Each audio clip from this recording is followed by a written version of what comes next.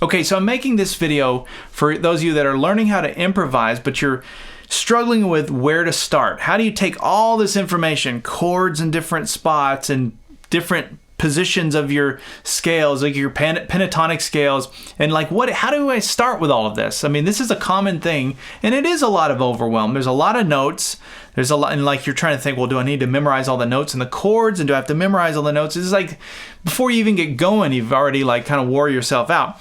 Well, this video is going to be a short video where I show you how to take just a few simple parameters, things you already know how to use, and you can start making music with it right away. And I like these real simple concepts like this. From time to time I do videos like this where we break it down to something so easy and so basic, and from here this gets you a starting point, and from here you can start adding on to that and start making it more complicated if you want to. But this may be enough for some of you. I don't know. It just depends on where you're at and what your interests are. So what I'm going to do is I'm going to play a little piece here. Now I do have a tabbed out version. If you're a premium member, you can go to activemelody.com/micro and do a search for ML073. Now if you're not a premium member, don't worry, you can follow along. And really I'm trying, I mean, the tab will be available for those of you that want it, but I'm really hoping that you just get the concept of what I'm talking about here, and then once you turn this video off, you're off to the races with your guitar. You can do this. Okay, so here's the thing. We're going to be playing this in the key of G. This is a very simple 1-4-5 in terms of chord structure. Our 1 chord is going to be a G chord. Our 4 chord is going to be a C, and our 5 chord is going to be a D7. And notice they're all in the same neighborhood. 1, 4, 5. The reason for that, the reason I'm keeping it all in this one little area here and I'm not playing a G, C, D, or different spots, is because we can take this little concept, this little box, this container, and we can move it all around the neck and play in different keys. It makes it very easy. So if I wanted to play in B flat, 1, 4, 5. It's all right here. Now the way that I'm playing that G chord, it's the same as like your F chord. You just slide it up 2 frets. Really all you need out of it is that triad, strings 4, 3, and 2. And then for your 4 chord, which is your C chord, we're going to play that here. Now notice I'm just using 1 finger. I mean, this is super basic stuff. I'm just using this chord just to show you, kind of where these notes are going to start coming from. But that's the C chord. That would be like your A shape. It's just the triad from it. And then your 5 chord is your D7. And that would be like a C chord in first position. You slide it up 2 frets, pinky on the 5th fret, 3rd string, bam, you got your chord. That's a D7. So 1, 4, 5. Okay, if you've got that, you're halfway there. The only other thing we're going to add to that are 5 notes, and we're going to attach them to that 1 chord, to that G chord. And this is going to be minor pentatonic scale. This is coming from pattern 1. For those of you that know your patterns, this is where this is coming from. But we're not going to go through the whole pattern 1. That's too much information. All we need are these 6 notes. And actually 2 of the notes are repeats. They're an octave apart. 3rd fret, 1st string, come down to the 6th fret on the 2nd string. 3rd fret, 2nd string, then we got 5 and 3 on the 3rd string, and then 5th fret, 4th string, which is our G note an octave lower.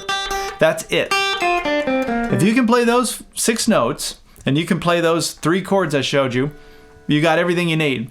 So watch this. Now I'm gonna start off, I'm just gonna walk right down that scale. I mean, it's that basic, but we're gonna start to make a little song with that information. So I'm gonna start off with the chord, the G chord. I'm gonna slide into the chord, and so here's what I'm talking about.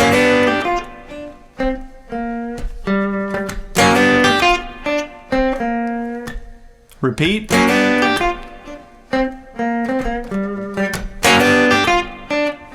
So you can see in a little blues, already we've defined like a melody and a rhythm, and there's a cadence to it, and it's starting to take form. Now it's very simple, but it's a song. It's a little piece of something, right? This is your starting point. This isn't the end goal necessarily, but this gets you going and starting to play something that sounds kind of fun. You can tap your foot to it. You can do this on an acoustic or electric guitar. So whatever you've got, you can play this. So let's go through it again.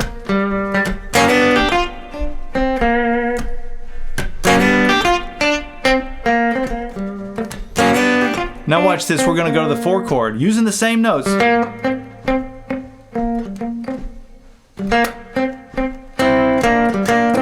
right? Hear the C chord? So what I did was I went up to this note. Now I'm accenting at this point, even though I didn't play the chord, there was no rhythm guitar behind me, you could tell where we were in the song because I was accenting this note, which is a C note. And remember, our 4 chord is a C chord.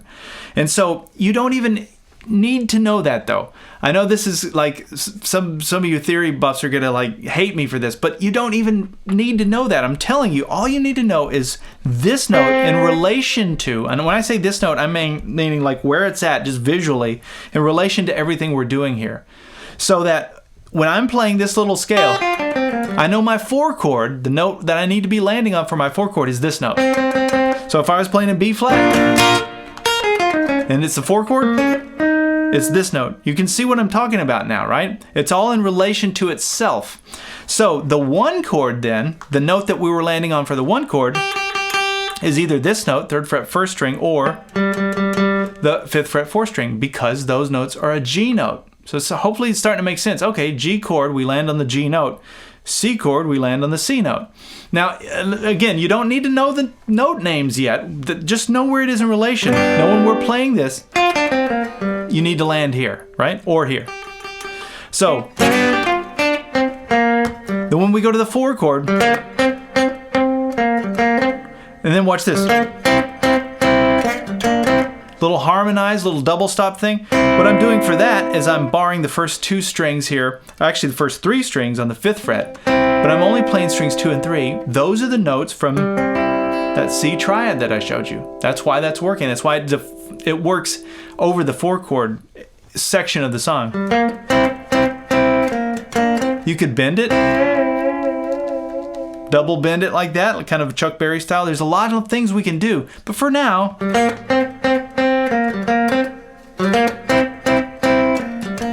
then we go back to the 1 chord.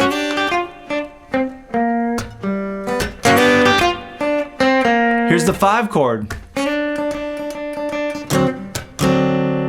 How cool is that? 1 note.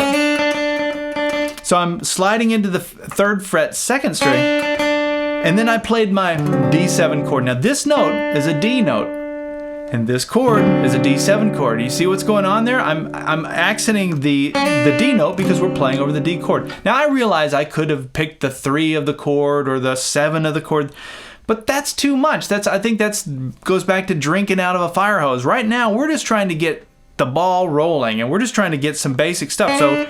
So we're gonna accent just the 1 of each chord. So that's our D chord. And then I played the chord. You don't even have to play the chord. It actually works without playing the chord. I could have went and then to the 4 chord, and then back to the 1 chord.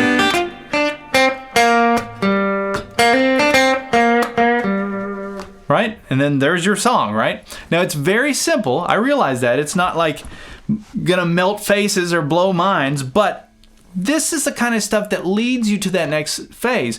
So once you're comfortable with playing that, or some kind of version of that, the next thing you want to do is to start thinking about changing the order a little bit, like kind of going down the scale and then maybe going back up and down, or bending a string here and there. Let me just do a little of that. See, that was a little different. Little different there. Little bend there. Not much of a bend, it's just enough though, right? Then we go to the 4 chord. I'm just playing the chord now. It just popped into my head. It doesn't. We don't have to hit notes. We can hit the chord if we want. Right? And then we go back to the 1 chord. Little bend there. Change the timing a little. There's your 5 chord.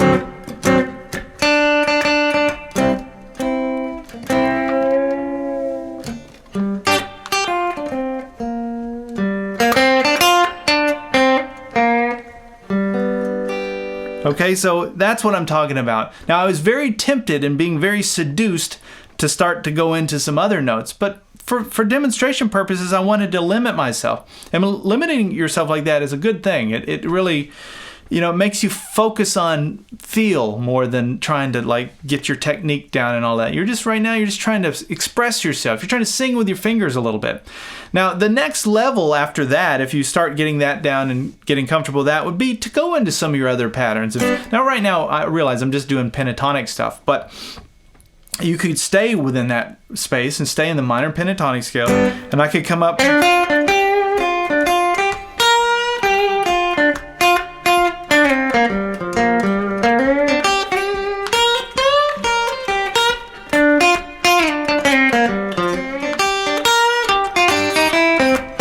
Right? Now that started getting a little more complicated, but it really wasn't. I was just playing up in pattern 2 there. It's still the same 5 notes. So when you stay in the pentatonics, part of the reason I love them so much is because you've got 5 notes, 5 variables to play with. And even though you're playing all these different patterns, it's the same 5 notes. They're just repeated in different blocks. So anyway, remember, if you're a premium member, I do have a tabbed out version of this. Now it's very simple, I realize, and some of you will want that, and you can use that as a starting point, but you don't need it. Right now, all you need is just a little, hopefully this gives you just that little bit of nudge that you needed to get you going, to start making some music. But just start experimenting with that and see what you can come up with.